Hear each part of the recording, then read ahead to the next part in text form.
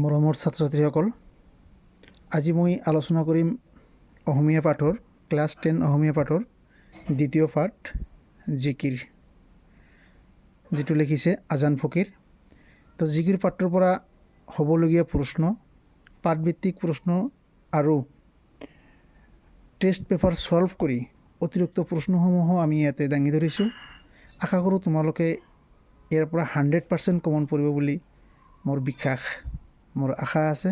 গতিকে তোমালোকক মই কওঁ যে মোৰ এই ভিডিঅ'ৰ পৰা যিবিলাক নোট পাবা সেইবিলাক পঢ়িলে তোমালোকৰ 100% কমন পৰিব।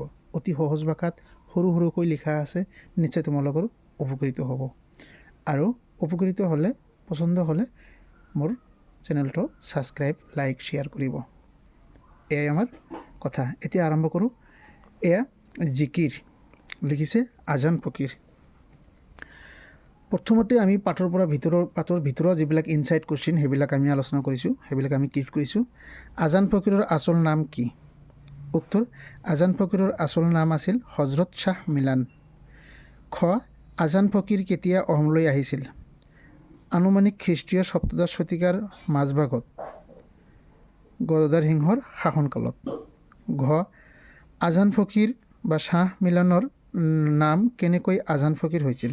উত্তৰ লিখিম: জনশ্ৰুতি মতে অসমত পোনপ্ৰথমে তেওঁই আজান বা আহ্বান দি মুছলমানসকলক নামাজ পঢ়িবলৈ শিকাইছিল বাবে তেওঁৰ নাম আজান ফকীৰ হৈছিল। ঘ. জিকিৰ শব্দৰ অৰ্থ কি? উত্তৰ লিখিম: জিকিৰ শব্দৰ অৰ্থ হ'ল ঘনে ঘনে উচ্চাৰণ কৰা। অঙ. জিকিৰ আৰু জাৰি গীতৰ সুৰৰ সদৃশ্য পোৱা দুখন লোকগীতৰ নাম লিখা। উত্তৰ লিখিম: টোকাৰী গীত, দেহ বিচাৰৰ গীত। নেক্সট, জিকিৰসমূহ কি ভাষাত ৰচিত? অসমীয়া ভাষাত। ছ. অসমীয়া ইছলাম সমাজত প্ৰচলিত এবিধ গীতৰ নাম লিখা। জিকিৰ আৰু জাৰি। গংগা, যমুনা আৰু সৰস্বতীৰ সংযম স্থলক বুজাবলৈ জিকিৰ কবিতাটোত কি শব্দ ব্যৱহাৰ কৰা হৈছে? উত্তৰ লিখিম: ত্ৰিভেণীৰ ঘাট। নেক্সট কুৱেশ্যনটো হৈছে, খুদা ৰচুল লুকাই আছে মমিনৰ আঁৰত, ইয়াত মমিন কোন? উত্তৰ লিখিম: বিশ্বাসী মুছলমান। নেক্সট কুৱেশ্যন, জিকিৰসমূহত ইছলাম ধৰ্মৰ কি কি কথা প্ৰকাশ কৰা হৈছে? উত্তৰ লিখিম: জিকিৰসমূহত ইছলাম ধৰ্মৰ মূল ভাৱ আদৰ্শ, কলিমাৰ মহত্ব, ইহকাল আৰু পৰকালৰ কৰণীয় কৰ্তব্য, মানৱ জীৱনৰ ক্ষণস্থায়িত্ব আৰু মানৱ জীৱনৰ ব্যৱহাৰিক দিশসমূহ প্ৰকাশ কৰা হৈছে। নেক্সট কুৱেশ্যন, জিকিৰ সম্বন্ধে এটি টোকা লিখা। উত্তৰ লিখিম: জিকিৰৰ ৰচক আজান ফকীৰ। জিকিৰ শব্দটো আৰবী জিকৰ শব্দৰ অসমীয়া ৰূপ। ইয়াৰ অৰ্থ হ'ল ঘনে ঘনে উচ্চাৰণ কৰা। এইবিলাক কুৱেশ্যন 2 মাৰ্কৰ কাৰণে আহে সাধাৰণতে। পেৰাগ্ৰাফ কৰিম। ছেকেণ্ড পেৰাগ্ৰাফ, জিকিৰসমূহত ইছলাম ধৰ্মৰ ভাৱাদৰ্শ, কলিমাৰ মহত্ব, ইহকাল আৰু পৰকালত কৰণীয় কৰ্তব্য, মানৱ জীৱনৰ ক্ষণস্থায়িত্ব আদি কথা প্ৰকাশ কৰা হৈছে। নেক্সট কুৱেশ্যন, আজান ফকীৰৰ বিষয়ে চমুকৈ লিখা। উত্তৰ লিখিম: ইছলাম ধৰ্ম প্ৰচাৰৰ বাবে বিদেশৰ পৰা অসমলৈ অহা ধৰ্মগুৰুসকলৰ ভিতৰত আজান ফকীৰ অন্যতম। আজান ফকীৰৰ আচল নাম হজৰত শ্বাহ মিলান। পেৰাগ্ৰাফ কৰিম। আহোম ৰজা গদাধৰ সিংহৰ দিনত তেওঁ অসমলৈ আহিছিল। জনশ্ৰুতি মতে অসমত প্ৰথম আজান দি মুছলমানসকলক নামাজ পঢ়িবলৈ শিকাইছিল বাবে তেওঁৰ নাম আজান ফকীৰ হয়। তেওঁ জিকিৰ আৰু জাৰি গীতসমূহ ৰচনা কৰে। এয়া আছিল পাঠটোৰ পৰা হ'বলগীয়া ইনচাইট কুৱেশ্যন বা ভিতৰুৱা কুৱেশ্যন। এতিয়া পাঠভিত্তিক কুৱেশ্যন আমি আলোচনা কৰিম। পাঠভিত্তিক কুৱেশ্যনসমূহ হৈছে: ক. জিকিৰৰ ৰচক কোন? উত্তৰ লিখিম: জিকিৰৰ ৰচক হৈছে আজান ফকীৰ। তেওঁক শ্বাহ মিলান বুলিও কোৱা হয়। কোনবোৰ গীতৰ সৈতে জিকিৰ গীত সুৰৰ সাদৃশ্য আছে? এইটো ইম্পৰ্টেণ্ট কুৱেশ্যন। উজনি অসমত প্ৰচলিত বিভিন্ন লোকগীত যেনে টোকাৰী গীত, দেহ বিচাৰৰ গীত ইত্যাদিৰ সৈতে জিকিৰ গীতৰ সুৰৰ সাদৃশ্য আছে। ইয়াৰ উপৰিও ভক্তিমূলক প্ৰাৰ্থনা আৰু স্তুতি গীতৰ লগত জিকিৰবোৰক তুলনা কৰিব পাৰি।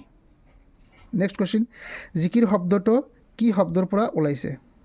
উত্তৰ লিখিম জিকিৰ শব্দটো আৰবী জিকোৰ শব্দৰ পৰা ওলাইছে। ইয়াৰ অৰ্থ হ'ল গহনে গহনে উচ্চাৰণ কৰা। 2 নম্বৰ কুৱেশ্যন, শব্দ অৰ্থ লিখা। কিছুমান শব্দ আছে তাৰ অৰ্থ ৰচুল, দেৱদূত বা ঈশ্বৰৰ প্ৰেৰিত পুৰুষ, মমিন বিশ্বাসী মুছলমান, ৰহম দয়া, কুতুব নক্ষত্ৰ, বান্দা ভৃত্য, দৰিয়া সাগৰ বা নদী, ত্ৰিভেণী অৰ্থাৎ গংগা যমুনা আৰু সৰস্বতীৰ সংগম স্থল। নেক্সট কুৱেশ্যন, 3 নম্বৰ কুৱেশ্যনটো হৈছে এয়া 3 নম্বৰ কুৱেশ্যন, মক্কাৰ দুৱাৰত চাহাব জীৱই মাৰে তালি, যেনে চালে চলৰ লগত দৰিকাৰ টোপালি। উল্লেখিত কবিতা ভাষীৰ অন্তৰ্নিহিত ভাৱ বিশ্লেষণ কৰা। উত্তৰ লিখিম মক্কা হৈছে মুছলমানসকলৰ পবিত্ৰ ঠাই। তাত মানুহে তীৰ্থ কৰিবলৈ যায়, কিন্তু সেই স্থান দৰ্শন কৰিলেই ধৰ্ম নহয় বা মোক্ষ লাভ নহয়। মোক্ষ বা মুক্তি লাভ কৰিবলৈ মানুহ মমিন হ'ব লাগিব, ঈশ্বৰ বিশ্বাসী আৰু সৎ হ'ব লাগিব। যদিহে মানুহ মমিন নহয় আৰু সৎ কাম অৰ্থাৎ ভাল বেয়া বিচাৰ কৰি নচলে, তেন্তে তীৰ্থলৈ গ'লেও মোক্ষ বা মুক্তি লাভ কৰিব নোৱাৰে বা লাভ নহয়। নেক্সট পেৰাগ্ৰাফ দিম আমি, আত্মাক পবিত্ৰ নকৰি মক্কালৈ যোৱা মানে দৰিকণা মাছ ছাল আৰু চলৰ মাজত যুঁজিবলৈ যোৱাৰ দৰেই মূৰ্খামি। উক্ত কবিতা ভাষীৰ জৰিয়তে কবিয়ে মানুহৰ মূৰ্খামিৰ কথাকেই সূচাইছে। 4 নম্বৰ ব্যাখ্যা কৰা। পানী মৰে পিয়াহত, অগ্নি মৰে জাৰত, খোদা ৰচুল লুকাই আছে মমিনৰ আঁৰত। উত্তৰ লিখিম উদ্ধৃত কাব্যাংশ আজান ফকীৰৰ ৰচিত জিকিৰ নামৰ কবিতাৰ অন্তৰ্গত। উক্ত কবিতাংশ সংসাৰ যাত্ৰাত মানুহ যি নিজৰ অজ্ঞতাৰ বাবে আল্লাহক বিচাৰি হাবাথুৰি খাই মৰে, অথচ মানৱৰ হৃদয়ত যে আল্লাহ বিৰাজমান তাকে বুজাইছে। পানীয়ে মানুহৰ তৃষ্ণা নিবাৰণ কৰে। পানীয়ে নিজৰ সেই গুণৰ বিষয়ে নাজানে।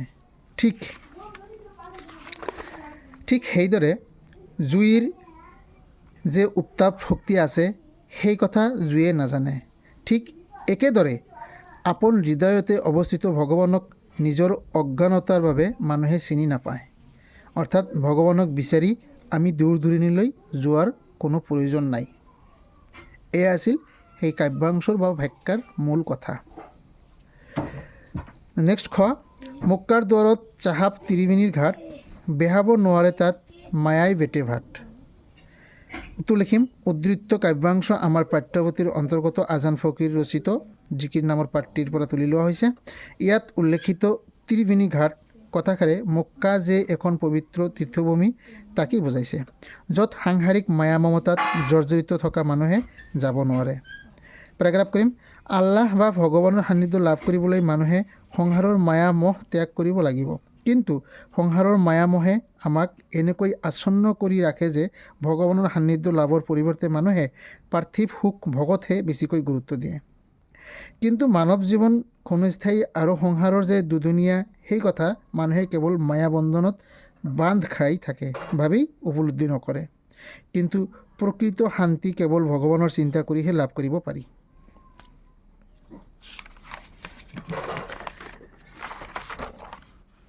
ঘ নম্বৰ ব্যাখ্যাটো হৈছে এনেকুৱা, সজাৰ মইনাটিৰ অনেক যুগতি, দেওমাৰি পাৰ হ'লে এৰিলে প্ৰীতি। উত্তৰ লিখিম উদ্ধৃত কাব্যাংশ আজান ফকীৰৰ ৰচিত জিকিৰ কবিতাৰ অন্তৰ্গত। ইয়াত উদ্ধৃতৰ পৰিৱৰ্তে তোমালোকে উক্তও দিব পাৰা। উক্ত কাব্যাংশ আজান ফকীৰৰ জৰিয়তে ৰচিত জিকিৰ কবিতাৰ অন্তৰ্গত। সংসাৰ মায়াৰে ভৰা আৱৰা, সংসাৰৰ মায়াই আমাক এনেদৰে আৱৰি ৰাখে যে আমি আল্লাহ বা ভগৱানক পাহৰি পাৰ্থিৱ সুখ ভোগতহে ব্যস্ত হৈ পৰোঁ। মানৱ জীৱনৰ ক্ষণস্থায়ীৰ কথা সেয়ে জীৱই পাহৰি যায়। কিন্তু মৃত্যুৰ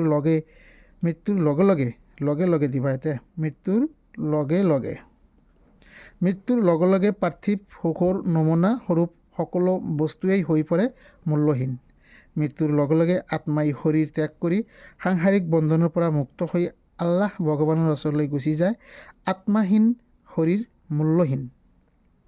সেয়ে খন্তেকীয়া মানৱ জীৱনত অহংকাৰ ত্যাগ কৰি আত্মাৰ মুক্তি কামনা কৰাই জীৱৰ প্ৰধান কৰ্তব্য।